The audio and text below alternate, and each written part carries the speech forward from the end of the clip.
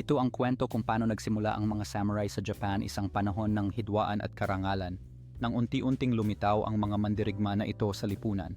Sa paglipas ng mga taon, ang mga samurai ay naging tagapagtanggol ng kanilang mga daimyo, nag-aalay ng kanilang buhay sa ngalan ng kanilang Panginoon at sa diwa ng karangalan. Sa kanilang pagsasanay natutunan ng mga samurai ang sining ng Bushido, ang landas ng mandirigma na nagbigay diin sa katapatan, tapang at buhay na may dangal. Habang umuusad ang panahon, nagkaroon ng tunggalian sa pagitan ng mga samurai na nagbunsod ng labanan. Bawat isa ay handang ipaglaban ang kanilang karangalan at ng kanilang bayan. Matapos ang mga labanan, nagkaroon ng mga pagdiriwang bilang pagkilala sa mga tagumpay ng samurai, ngunit sa kabila ng kasiyahan may kaunting pangungulila sa mga napaluhang araw.